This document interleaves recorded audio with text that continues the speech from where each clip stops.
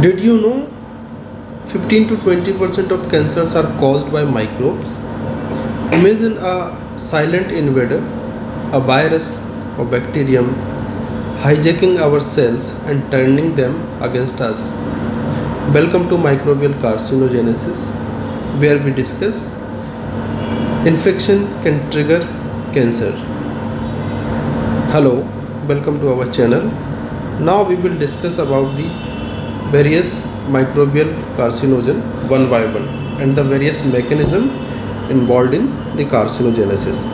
First we will discuss about the oncogenic viruses.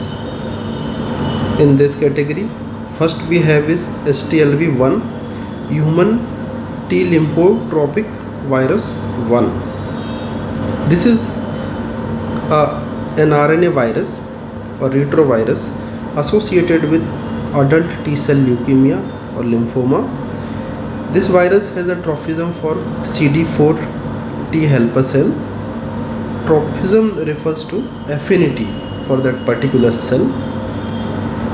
Genes like GAG gene, Pol gene, ENB gene and long terminal repeats, these are the genes responsible for the various oncogenic property of this virus, and these genes are present in almost all retroviruses. So the TEX gene of STLV1 virus increased pro-growth signaling and cell survival and increased the genomic instability. So in the first category, increased pro-growth signaling and cell survival, TEX gene promote phosphoinositol 3 kinase pathway, and by the activation of AKT causes cell proliferation. And TEX gene also activate or promote cyclin D2 activity and result into the increased cell proliferation. TEX gene inhibit cyclin dependent kinase inhibitors and further increases the cell proliferation. TEX gene also promote the activity of NF-κ beta pathway and ultimately result into the increased cell growth, cell growth and proliferation. Infection by STLV virus will first result into the polyclonal proliferation of the cell and increases the genomic instability. By the accumulation of additional mutation, cell turns monoclonal and result into the development of malignancy. The second virus is HPV virus, human papilloma virus. This is a DNA virus. We will discuss two extremes of this virus. First is some variants of HPV like 1, 2, 4 and 7. They are responsible for the benign squamous papilloma or warts. In these variants there is no integration with the host DNA. And on the other extreme, HPV variants like 18, 16, 18 and 31, they are responsible for the development of squamous cell carcinoma of cervix, anogenital region and squamous cell carcinoma of head and neck. These variants integrate with the host DNA, and there are two important gene products like E6 and E7. E6 promote TERT activity. TERT stands for telomerase reverse transcriptase and increases the activity of telomerase and result into the immortalization of cell, as telomerase promote the cell proliferation. E6 inhibit the activity of P53, so there will be no apoptosis, and this also promote the immortalization of cell. E7 inhibit P21 and P27. By the inhibition of P21 and P27, there will be increase in cyclin D and CDK4, which stimulate the association of RB gene with the E2F elongation factor and increases the transcription. E7 directly inhibit the RB gene and elongation factor 2 association and result into the releasing of elongation factor 2 and increase the transcription, and cell cycle further progresses. E6 inhibit P53 and E7 inhibit RB gene action. As we know, P53 and RB genes are tumor suppressor gene. Third virus is Epstein-Barr virus. This is a DNA virus, belongs to herpes virus family. Various cancer associated with Epstein-Barr virus infection are Burkitt lymphoma, nasopharyngeal carcinoma, Hodgkin lymphoma, B-cell lymphoma in immunocompromised individual, T-cell and NK cell lymphoma. Now we will discuss the role of Epstein-Barr virus in the development of Burkitt's lymphoma. Initially, latent infection of the cell with Epstein-Barr virus, in which Epstein-Barr virus react with the CD21 receptor on the B cell and will result into the polyclonal B cell expansion. Now, after the polyclonal B cell expansion, these B cells are killed by cytotoxic T cell and they control the B cell growth. But if these polyclonal B cell harbor or experience some translocation like 814, so there will be a mutation of mbbs gene and result into the increased mbbs protein, which is a proto-oncogene, and ultimately development of a malignancy, Burkitt's lymphoma. Now we will see briefly about the various mechanism of B cell proliferation in Epstein-Barr virus infection. We need to see certain oncoproteins involved in Epstein-Barr virus infection. First is EVNA2, which stimulate or promote the action of cyclin D and SRC gene. LMP1, latent membrane protein 1, is a oncoprotein encoded by the Epstein-Barr virus, which activate the NFK beta and JAK-STAT pathway and promote the anti-apoptotic genes like BCL2 and result into the development of a cancer or B cell proliferation. Third is viral interleukin 10.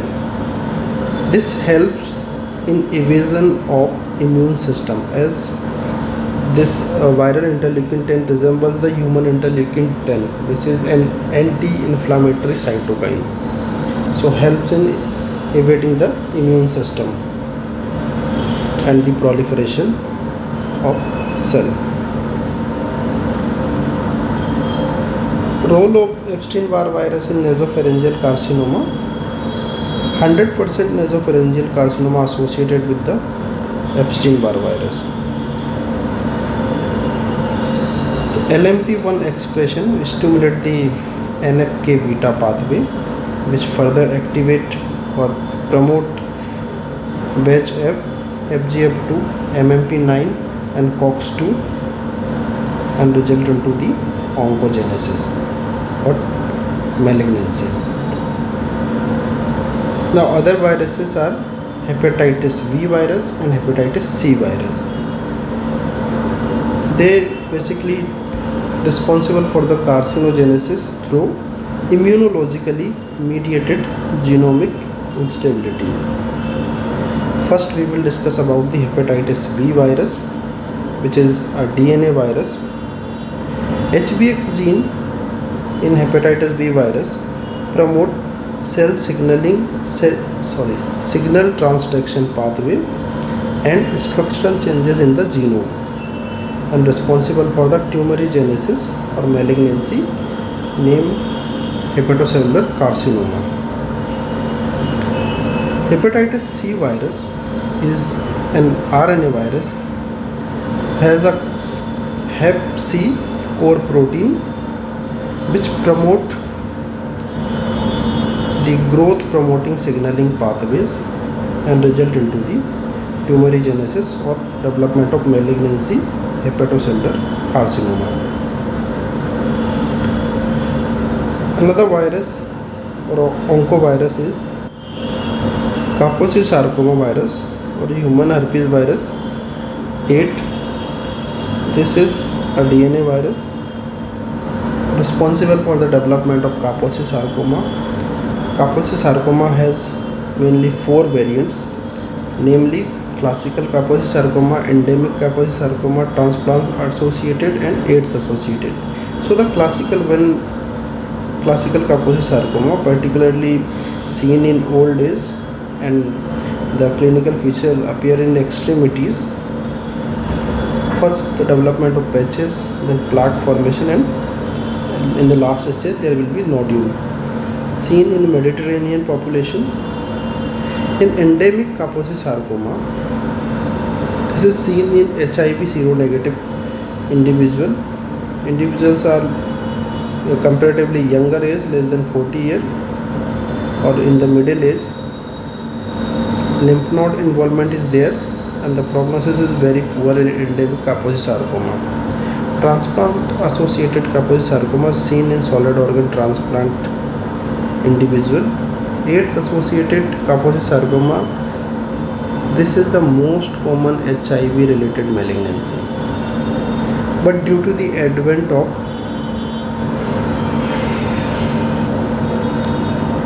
highly active antiretroviral therapy, it decreases the incidences of HIV associated Kaposi sarcoma.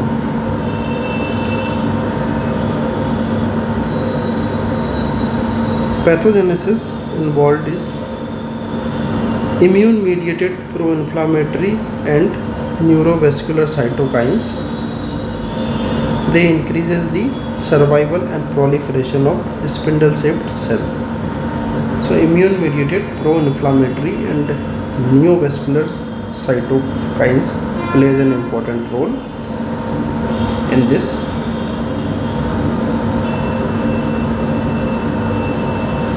Now we will see the pathogenesis of B-cell lymphoma in HIV infection.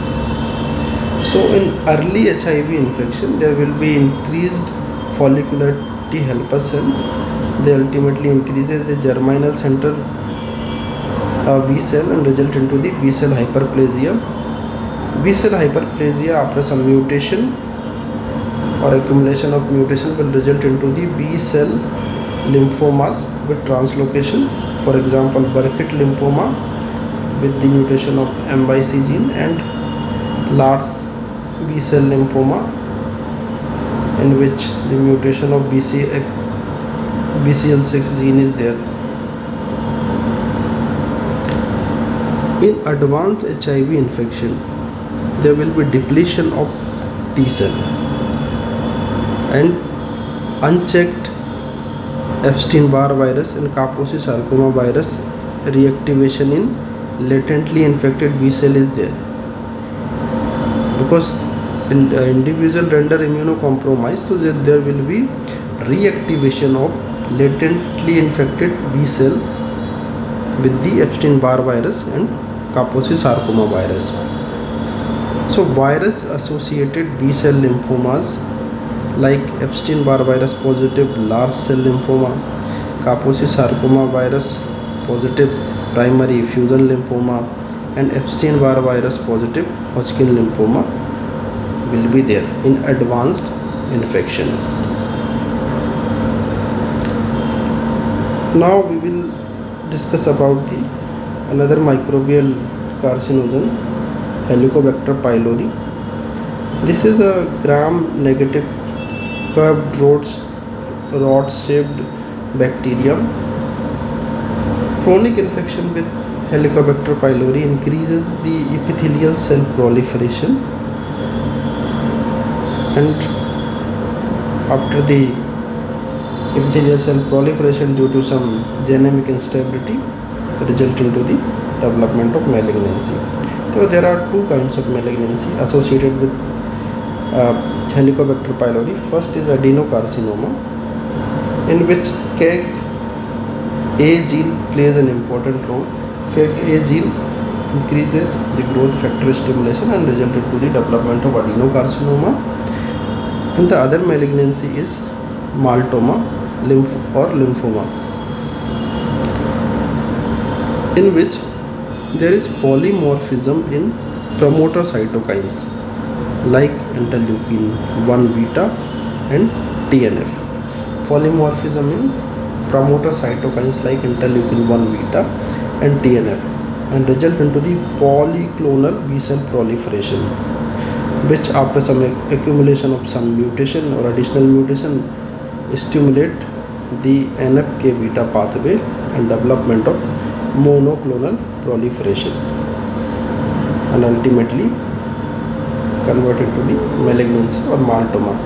Monoclonal proliferation is seen in the malignancy. Polyclonal proliferation seen in any of the hyperplasia or increased cell growth. It does not signify a malignancy. So for malignancy there should be monoclonal proliferation of cell.